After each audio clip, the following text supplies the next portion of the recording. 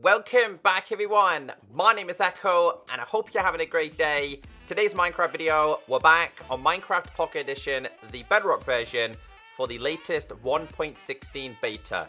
Today's beta is the version 1.16.100.57. It is now available for Android, Windows 10 and Xbox. Now this beta has a lot of changes. So last week's beta, guys, had so many unusual bugs. Now, I've come to the conclusion the reason why we're getting some repetitive bugs is because the developers very recently moved the Bedrock version to the Render Dragon engine. So some of the coding isn't clicking correctly, which is reintroducing some old bugs. Now, I will leave the official changelog down below. This is a very big beta. If you guys could be kind enough to hit that like button.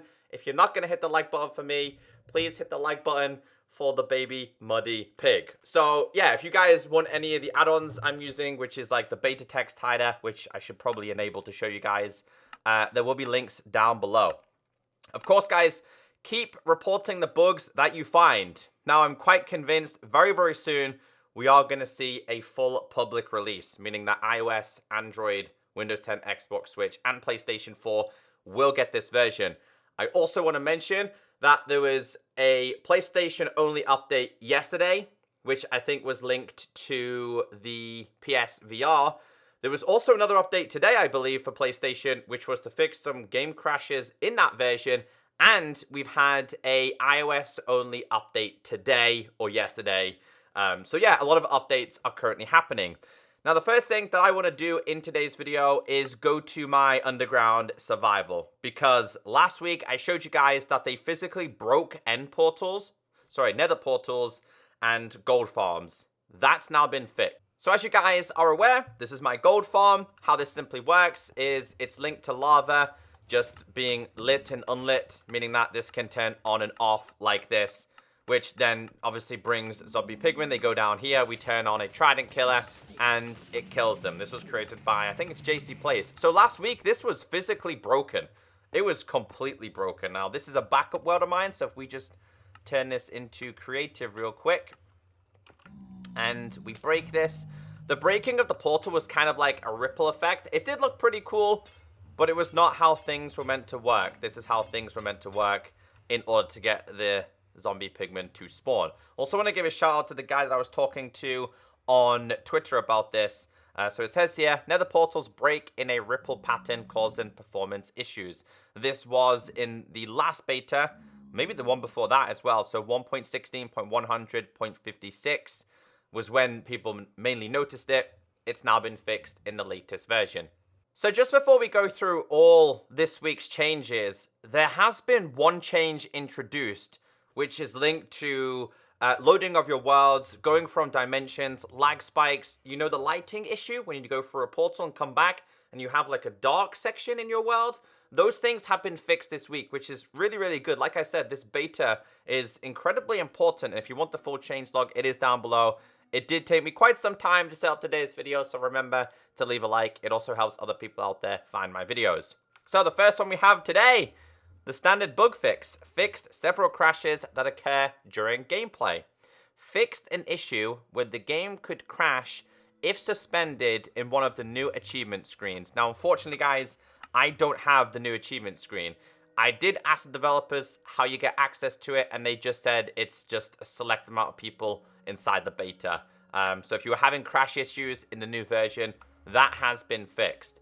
The next one we have here, probably the most important one in today's video, in my eyes, is made code optimizations to improve chunk loading performance. So this is not just linked to chunk performing, and if we go to the official report here, which is this one, chunk loading is slow, causing lag spikes, void walls, and lighting errors. Like I said, I've experienced a lot of these issues. Now, I recommend going to the changelog down below and going to the bug report. It explains in great detail how this works and how they're making some tweaks and changes. But this has been a reported issue for a very long time. You're going back to some of the older versions of 1.16. They just seem to be more well known in these versions. So, for example, guys, this might lag, but it might not. If I go through here now, previously, my PC would be horrendously laggy. Now, I have like an FPS counter, and I can keep track on this side right here.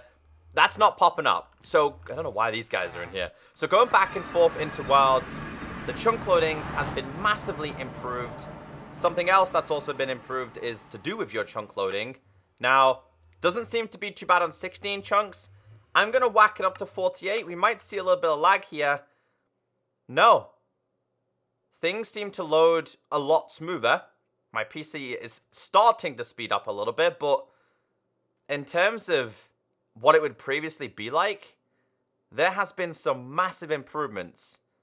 For me as a YouTuber, whenever I was going into the nether or into the end, I would have to cut that part out of a video. Let's kind of push this to the test. Now I'm running a 2080 Super, so I've got a high-end graphics card. Let's put this to 80. If there's going to be any lag, it's going to be on this. But chunk loading's a lot smoother. Going in and out of worlds, you're not going to see lag spikes. You're not going to see the dark sections just popping up out of nowhere in your world. And I'm looking at my FPS counter here, and I'm looking at my latency, and it's not dropping. So credit where credit is due. The developers did a pretty good job with this. I'd also like to add that I don't typically play at like 80 chunks. I think that's quite extreme. The only time I will ever bump up my chunks to like 80 is if I'm in the end city trying to find the actual structure, or if I'm trying to find a specific biome in the overworld. I think 80 chunks is a little bit too much. The next one we have here, nether portals no longer break in a ripple pattern effect. I showed you guys this before. It says spawn eggs can now be used on an underwater spawner. So tropical fish. Now I'm going to grab this real quick and kind of explain to you guys what's happened here. So if we do this, I think it was to do with when you had a water bucket and the spawner was logged, you were not able to do this. So it looks like you can now use the spawner egg on a spawner and it works fine. That's the only thing that I could think of. If it's different, let me know in the comments section. Fixed issue with worlds disappearing from the worlds list during crash on world start. Now, this is also another bug report that I'm going to pop up here. It says, my world just disappeared on Xbox One. Now, Megaspud, very nice guy. He's a Minecraft community manager. They explain that you're going to have to wait some time. So it says, we will use this issue to track issues with missing worlds on Xbox One in version 1.16 of Minecraft Bedrock. Please take time to allow your worlds to sync with the cloud fully. From our tests, it might take some time for large saves to sync correctly, 20+ minutes, and you might encounter the message, your other console is taking too long to sync. Just press try again, not sync current data, and it should eventually upload to the cloud. It might take another 10+ minutes to download the world from the cloud, and at some time, the progress bar might freeze for a couple of seconds, but the transfer should complete. Please note, however, that we are not able to assist with the retrieval of worlds here at the bug tracker. So, although the changelog or the bug report is referring to Xbox One worlds, if you have a large world and it's taking a long time to appear or to sync, you're just going to have to be patient. It's taking the data from the cloud, which is just this magical cloud, the internet space, and it can take quite some time. Really sucks though that you're gonna have to wait, like in some cases 20 minutes for your world to load. Nobody wants to load up their Xbox every single time and wait 20 minutes just to get into their world. That would be quite annoying. Never ever seem to have these issues on the console edition version, but again, goodbye console edition. So if you have issues, you're just gonna have to be patient there. The Beaconator achievement can now be reliably unlocked. Now for PlayStation players, fixed a bug where the Archer trophy would not unlock after meeting the criteria.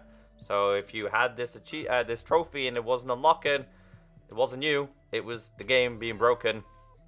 End city loot chests now generate correctly. Now in some cases, there would be no chest. In some cases, the chests would be completely empty. That's now been fixed. Basalt pillars now generate in soul sand valleys again. That is this block right there. It says here, fixed player collision box not properly sizing when swimming, gliding, etc. Mob spawn range now scales with simulation distance. Now, I can't show you this because we're in a game. I think there might be a bug tracker regarding this. I don't know if I have it right here. That's not it, and that's not it. No, I forgot to put it, so I apologize. But yeah, there's a couple of explanations behind this one. The next one we have here is villagers from older versions now level up correctly when trading. Improved performance of farmer villagers when harvesting or sowing crops. Phantom's wings now make a flapping sound.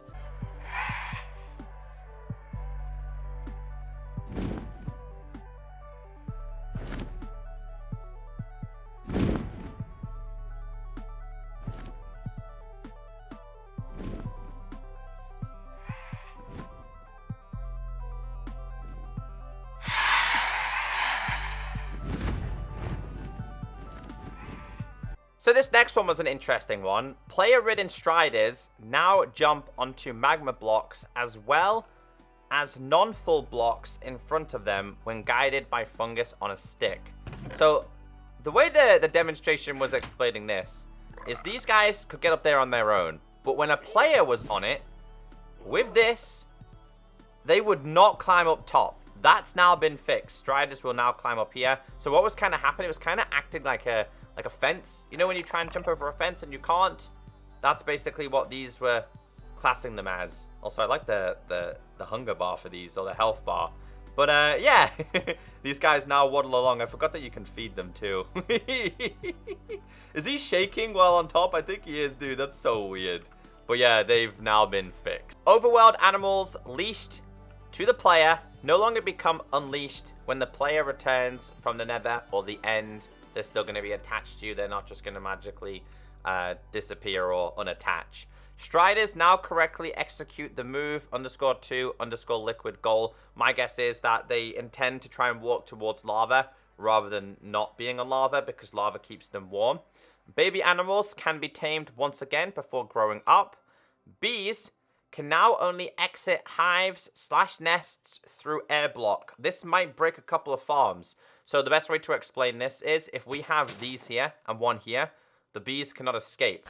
So an air block, this is classed as an air block. There's basically nothing here. Bees cannot escape from here, or here, or here, or here, or here, because there's no air. It's a full solid block. So they can only escape from the front here. So you might see some tweaks and changes when it comes to bee farms, honey, etc. Beehives and nests now show correct facing texture. To be honest, I didn't notice if anything was broken. Crimson/warped stems and hypha are now in their correct creative inventory groups. Again, this is where some of the bugs from last week are quite weird. Item names now appear correctly. So if you've seen my beta video last week, chicken was named not just chicken. It was something like food.cooked.chicken. There was lots of items that were like this. Again, really weird bugs, but that's been fixed. It says here, piglin snout banner can now be found in the inventory, the banner pattern again. So if we type in banner, it'll be the last one. The snoot. So yeah, it's the last one now. It wasn't there last week. It's been fixed. Banner patterns can now be crafted in 2x2 grid again. So you could craft them, but they wouldn't go to your hotbar. So if we have these here, and we wanted to make these, as you guys can see, we can make them. That wouldn't work last week. Craftable items now appear correctly. For example, bamboo last week. It was classed as 2 bamboo last week that made sticks. 2 bamboo last week made sticks. Like, the crafting recipes really didn't make sense. Written books no longer exist in the creative inventory anymore. So if we just quickly get rid of this. I don't really understand the reason behind this, but if you type in book, you've got bookshelves and your enchanted books. If you try and type in quill, there's no book in quill. There's no written books. I don't know. I don't understand why that's been taken out, though. I don't know. Fixed an issue that meant the item damage was not assigned until a world was reloaded. Fixed an issue that prevented an empty item from being given back after using a food like soup or stew. Fixed a bug when dropped item stacks could become invisible after merging with another stack. So the best way for me to explain this is, let's say we have the diamond blocks on the floor. We then drop the diamonds, and then we drop this. One of them will be disappearing. You wouldn't see them. They wouldn't be there because they'll all be clumped together. Now they appear correctly. Just visuals, that one is. Fixed a bug where iron, gold, and diamond horse armor would all show as white, the color white. Mob heads and beast spawn eggs now appear correctly in the inventory. Netherite armor items no longer takes durability loss from players standing on magma blocks. Pitch written in sound_definitions.json is now correctly played. Beacon container interface no longer shuffles items around the inventory slots when trying to quick move items from the inventory while the hotbar is full. Honestly, no idea what that is. Ride exit hint now clears action bar messages. Updated the profanity filter list. You guys trying to bypass the filter? That's been updated. Fixed character creator navigation problems. Various improvements to the crafting screen UX screen using a controller. Items in the inventory will no longer move into the crafting grid when hovering over recipes. The selected recipes will no longer be cleared when changing tabs, even if you don't have all the necessary ingredients for that recipe. Picking up items while the cursor is hovering over a recipe now updates to the recipe's new index. Again, guys, some of these I have no idea what they're referring to. Unless I was to physically test them or to see the issues, I have no idea. So I do apologize on that. Maybe you guys understand a little bit more than me.